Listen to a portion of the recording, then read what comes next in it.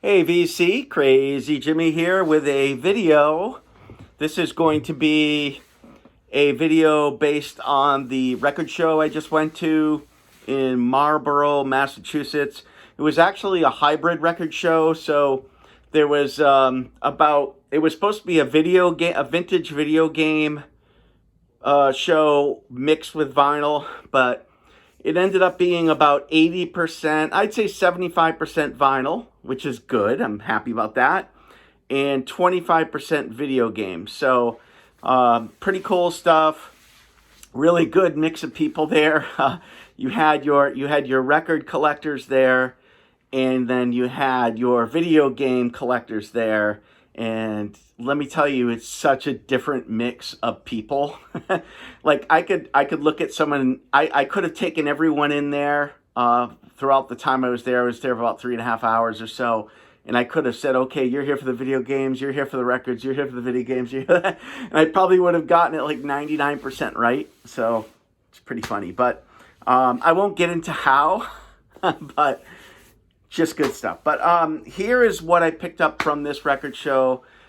Really great show for me because I like, as you probably know, I like the curated collections. I like the dealers that bring their own stuff that they purchased and are either selling because there's doubles of them or they're selling because they're just trying to get out of it. So those are the ones I love. And there was actually quite a few at this one and quite a few dealers I haven't seen. And then there was that mix of about 40% that are always at the shows bringing the same tired stuff every time. With very little turnover because some of their prices are too high and they just sit on it and like they're cooking an egg or something. And but there were some great prices here. I was really happy with what I got. I was happy with the pricing for the most part. There was a couple dealers that were crazy. There was this one guy that didn't price anything and said, "Yeah, just tell me what you want. It's all in my head, and I'll give you a great deal." And so I picked up this Paley Brothers album that I was interested in, and I knew that it was a $5 album, even with the insert that was there. I knew it. In the condition it was in, it was, VG Plus, decent condition with the insert, $5 record. I go, hey, how about this? Expecting him to say $5. And no, he said $20. I said, no, I'm good. I put it back, and he's like, oh, it's got the rare insert. I didn't even want to get into it with him, how I can get that online for like $5 or less. So with the insert, I didn't even want to get into it. So, but there was guys like that, and then there was really good dealers there too. So anyways, let's get started. The first one I want to show you is this super rare. This is an only pressing of this. It is a modern pressing. I don't like to buy modern pressings typically. But this is the only press of this. Phil Greenberg, and you're probably going, who the hell is that? Well, this is the lead singer-songwriter for formerly Fat Harry, a 70s band, early 70s. They put out one album that is just great country, cosmic country rock. And so, of course, I went into Discogs and found this, and then been looking for it ever since, and actually found this at the record show, which is really surprising. You don't see this come up too often. I don't think they press more than 300 of them, but really, really cool to get that. It's a 10-inch, but it's a gatefold. So, hooray! Next thing I found was this Stackridge. This is the last Stackridge I needed. This is a UK pressing in gatefold. Extravaganza. And, I love Stackridge. I love their art rock because that's what this is. This is 70s art rock in the Beatles, Beach Boys vein. So maybe a little Kinks as well. So if you like British art rock, then you will certainly love everything Stackridge has done. I'm a big Beatles, Beach Boys fan, so of course I'm going to love Stackridge. Love the vocals too. So check them out if you've never heard of them. I'm sure you will like them too. This was the big find. This one here, Lollipop Shop. Just Color, I think it's called, but Really cool to find this on the Uni label in the shrink. So super excited about that. This is a great garage rock album if you haven't heard it. It's the only one they did as well. And I think this features like the band that became Dead Moon. So if you're a Dead Moon fan, check out this garage psych album by Lollipop Shop. And funny story about the Lollipop Shop is the title. You would think it's like bubblegum pop, but it's not. This is like really good, like gothic garage rock / psych from the late 60s. The reason, I guess the producer or their manager said, we're going to call you the Lollipop Shop. They were named something else at the time. And they said, we're going to name you Lollipop Shop because it's going to sell records. But the music within is nothing like the title. So, interesting. Next up, we're really psyched to get this in the shrink as well. John Prine's Sweet Revenge. And this is the 1841 Broadway rim text, which is actually really hard to find for this one because this is 1973 and they were transitioning to the 75 Rockefeller address, and Atlantic wanted to get that address on the rim text ASAP. So there's not, only the original pressing is the 1841 on this, and they didn't print too many of them, so that's probably why when you do see this out in the wild, the 1841 is typically not what you see.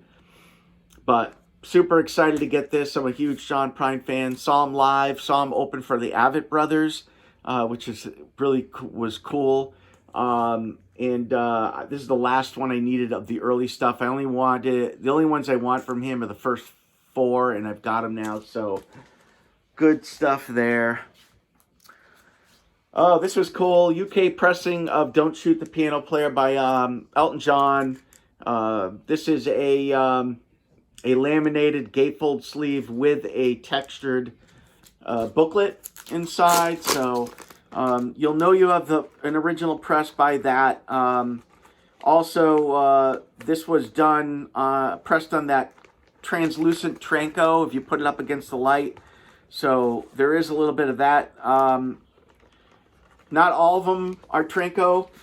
So this one actually is not, but it has the textured booklet. It has all the markings in dead wax of an original. Has the yellow label, the yellow rim label. So yeah, I'll be still looking for like the translucent pressing. My understanding is the vinyl mix is a little better on that, but I mean this thing sounds great. So super happy to have that UK pressing there. Here's what I've been looking for forever. This is the Eyes of Mind, and I do own this on the box label, the USA press, but the USA press is truncated. This is the French pressing, or no, this is a UK pressing, I believe, and it's the full album. It has every song on it, so this is not like an EP with 6 tracks on it. So really excited. This is Paisley Underground at its finest. So if you like, psych from the late 70s, early 80s, that Eyes of Mind is such a great album. And the cover, I mean, look at the cover on that. The music is just like the cover. So if you've never heard Eyes of Mind, check that out. You will really dig it. Really dig it. Next up, I've shown this before, and I have other copies, but this is such a pristine copy, and it's such a great, great Cosmic Country album. People don't realize how good Ricky Nelson's in the Stone Canyon Band. It's really Rick Nelson now in the Stone Canyon Band. His late 60s, early 70s Americana that he was putting out, not bubblegum pop. I'll tell you that. This is Cosmic Country all the way through. Garden Party was his biggest hit, but that's not the best song on this album. Check out everything he does with the Stone Canyon Band is top notch if you're a country rock fan. So check out Garden Party. Oh, this was really a great find. This is a private pressing. This just got repressed, but I don't buy represses typically. So this is an original by Alan Watch, or Wax. I'm not really sure how to pronounce that name. Mountain Roads and City Streets. Yeah, this is a great folk album. A little bit of acid folk going on. It's on this True Vine label. Pretty cool there. But this was, I think, 1971.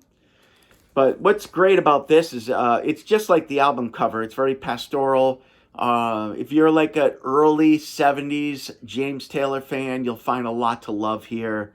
So don't sleep on this. Alan Walks, maybe it's pronounced. I'm not sure. But Mountain Roads and City Streets. Great stuff. He actually wrote all the songs as he traversed the West Coast to create that album. Next up, I'll be honest, I haven't heard this one yet, but this is Eric Bergman, Modern Phonography. Right there, really cool cover. This is also a private pressing. I got these two, Alan Watts and this, from the same dealer. His curated stuff that he brings. Really great. This has some cool inserts, and this is set up, this is a gatefold, but it's set up just like that Who album, that live Who album that's so classic. It has little pockets in it. But really good folk country. I did listen to a few snippets, but I haven't gotten to the whole album yet, so looking forward to listening to that. Here's another Richard, Cam, and Bert limited edition. I did listen to this. This is a private pressing on Trilogy. Not many of these are pressed, kind of hard to find. So I was psyched to find this from another guy who had brought his own collection in to sell. And this is very, very Working Man's Dead, American Beauty, Grateful Dead. A little bit of Simon and Garfunkel in there. Great harmonies from these three. Amazing harmonies. Side 2 is better than side 1, but really great album and a great find. Super psyched about that. Here's another one from a curated collector. This is the Click. This is a Psych album from 1969 or 68 on ABC, on that black ABC label. This I never heard before, so I'm like, oh, I'm going to check out the snips online, and I loved it. Brought it home, cleaned it up, listened to it. Best way to describe this is Nick Drake. Nick Drake, but more Psych. So not Pink Moon Nick Drake, more like Brighter Later Nick Drake. So Click. Really great acid folk, acid psych. Can't recommend Click enough. So, let me just swivel that over. All right. Okay, got a few more here. This was a nice find. It was in the shrink. This is not a gold label, but it was the olive label. So, to find a clean copy like this, it's near mint all around. I think it was like $15. I am going to grab it every time. It is the stereo pressing. Wish it was mono, but that's okay. It still sounds brilliant. All right. Got 4 more. I've been on a Dillon kick lately, trying to fill out my Dillon collection. This is Desire. Of course, in the shrink, original pressing. I'm not going to turn that down, so really good shape there. And then I got another Dillon. I only bought the Dillons that were in the shrink and had like either hype stickers or looked, really nice. So there you go. These were like $8 a piece. You can't go wrong there. Excellent. And a couple more. This I had, but I couldn't turn. I've never seen this hype sticker on it. So here it is, the New Monkeys album. It's got a little bit of a tear, but I did not care. This was not $10. This was $5 in the shrink. So I'm not going to turn that down. And last but not least, the Kinks, Give the People What They Want. This was $1. I didn't have it, and I like the song Destroyer. So, it's not their best album, but for $1 in this shape, it's in great shape. It's in the shrink. I can't turn that down either. So anyways, that is what I got from the Marlborough, Massachusetts record and video show, we should say. It was they rented out 2 conference rooms in this hotel, in this Marriott. So there was a lot of, there were 70 tables, roughly 55 of them were vinyl. So really good stuff. Every table was full except for one. I think they filled it except for one. So, but that's it there. Thanks for watching. Please stay tuned for more videos. Crazy Jimmy out.